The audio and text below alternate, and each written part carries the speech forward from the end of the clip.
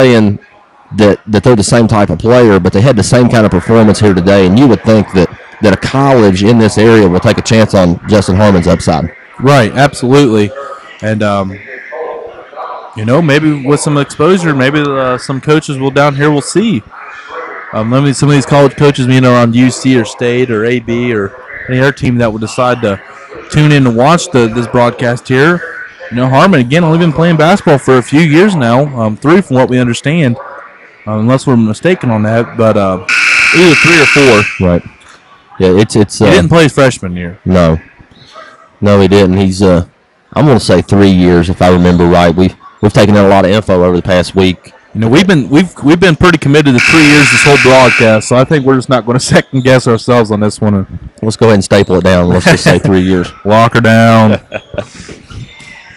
And we're back to action here. Jesse Belcher, fast break off the inbound. It's good. And they're going to give a blocking foul as Belcher it really looks a little slow to get up. It really looked like he face planted right there. Tough kid. Gets up, shakes it off. Well, they're going to bring him to the bench. They're going to let him clear the cobwebs. Jerry Workman, the medical staff for the Scott Skyhawks, he's checking him out at the end of the bench.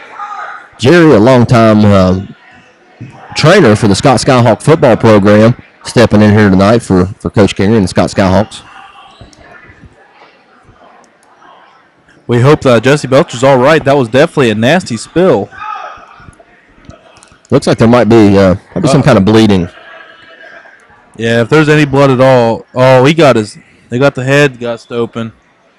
They have an ice pack to the side of the head of Jesse Belcher. We really do hope that he's all right. We don't see from what we can see, we don't see any blood or much of it if there is.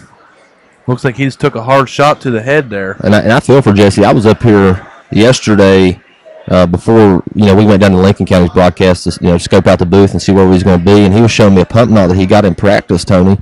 And there's very few times that people get hit in the head and an actual knot will show up. Right, during basketball at least. Absolutely. Jesse had a knot that was about half the size of a golf ball. Oh, gosh. And to be honest, he was kind of proud of it. I guess after he shook it off, he was showcasing it. Absolutely. Tough kid. Tell you what, tougher than me, I busted my shins on a Challenger at work the other day, and I was just throwing every piece of paper and pen and pencil and paperclip I could find. I took it like a wimp, man. I ain't gonna lie. Yeah, that's the worst thing ever when you're down there walking around them cars. And have your shins hit the ball on a trailer yet? On the back of the no, hitch? I haven't been fortunate enough to have this experience, but I'm glad you put that in my mind now. So now I can stay completely away from the new truck side. Yeah, that's it's a dangerous. At least with Super Duty, because all the Super Duties come with the towing package. Again, remember Tony Lane of our own WVSN. He works at Stevens Auto Center, Route 119, Danville, West Virginia. What's the number there, Tony? 304-369? 2411, located just north of Danville, West Virginia, and Corridor G. Or as the motto would say there, just a short drive for big savings. But back to the action as they missed the end of that three-point attempt there, as Zach Nell picked up his third foul during that last position. They got Tully out top. He tried to cut him off. He took a charge in the first half off the same kid. Looked like the same play, just didn't get his feet overset quick enough. And 6:40 now remaining, 62-36. And the three-point shot up, no good. Rebound goes to number 50. Good block by Dave Ward.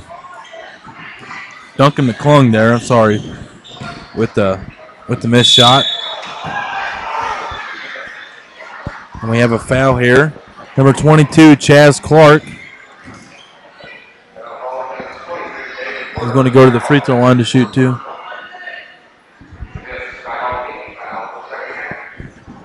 And the foul was on number 23, Dave Ward, his fourth. He's had a quiet night tonight. 6 points, all scored in the first half. Yeah. But, when you got Justin Harmon scoring 34, you don't really need a lot of second scoring when the other team's only scored 37. That's right, yeah. When one man can just about outscore the other team, that's a good situation for your ball club. And Chaz Clark splits the pair of free throws. Dave Ward, long pass down court to William Schaefer. I tell you what, Will's having some trouble. What's his second traveling violation. Kingery's going to let him play. Well, this gives him good repetition for down the stretch when games go to counting, towards the end of February, playing with 4 fouls. He can reflect back and say, well, I've done it once, I can do it again. Right.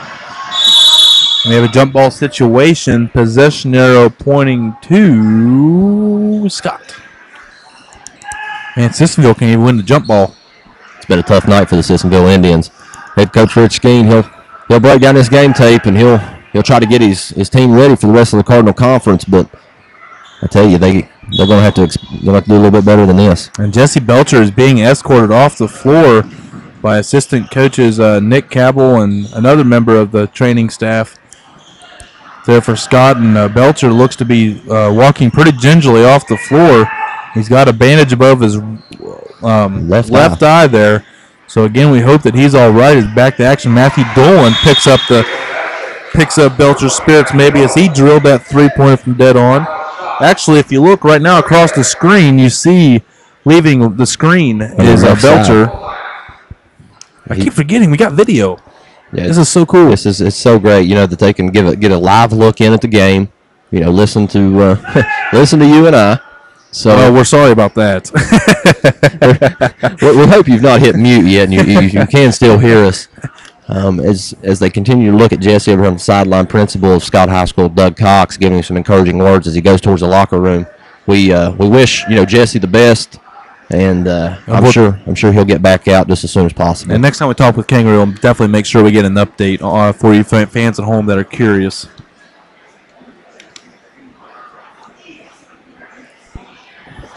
65-37, 5:45 remaining in the fourth quarter of action. It's been all Scott from the very get-go, led by Justin Harmon, the one tower of the Twin Towers with 34 points. Yeah, this fourth quarter, they've really slowed the game clock down. Anyway, we're at 5:45 and counting, but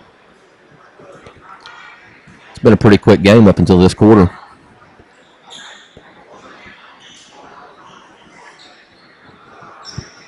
And I'm not real sure what happened right there, but it looked like a few seconds ticked off the clock.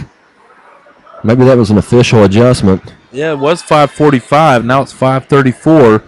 Either way, 11 seconds are off the clock, and Sissonville back in action. Good catch, John. I didn't even notice that.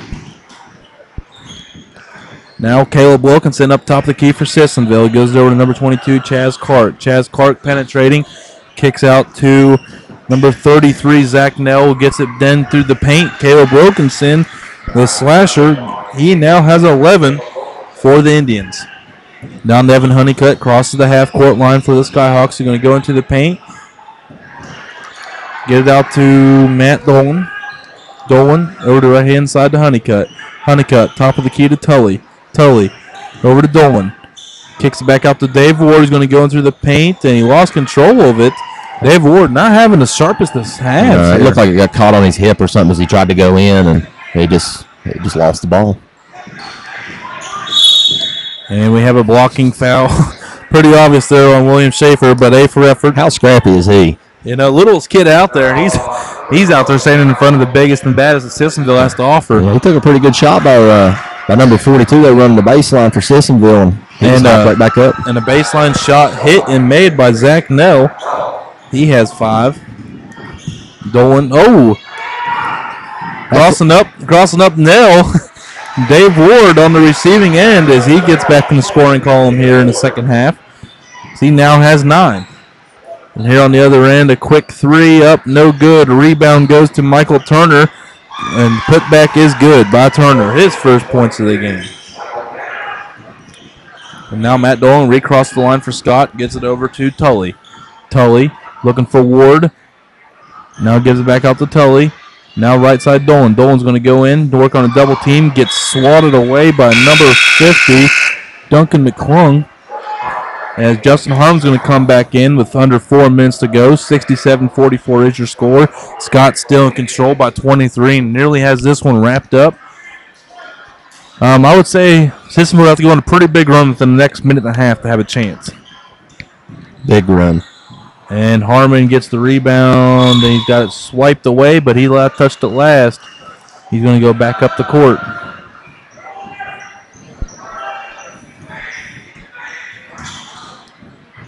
Now back up the floor for Sissonville.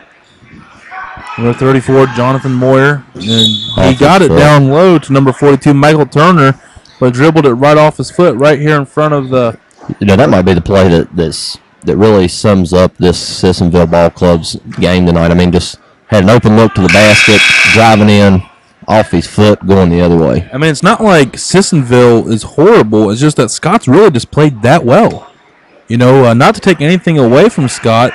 We want to say, I mean, they played a team that came ready to play. Scott just came, the came today as the better team. That's right. And that happens. Yes, it does. Cody Brown gets it over to Harmon, top of the key. Harmon now gives it over to Matt Dolan. Gives it back up top to Cody Brown. He's going to give it over now to Tully. Tully's going to go on the baseline. No good. And it's going to be off the head of William Schaefer. He didn't see it there, and it bounced right off the top of the old noggin.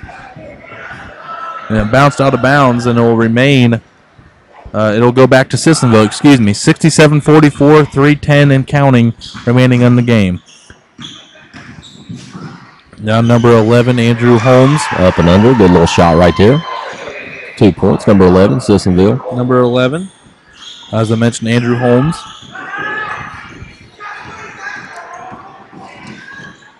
Justin Harmon just continues to get the ball deep into the post. He couldn't convert that one, but, man, he's got solid looks down there all night.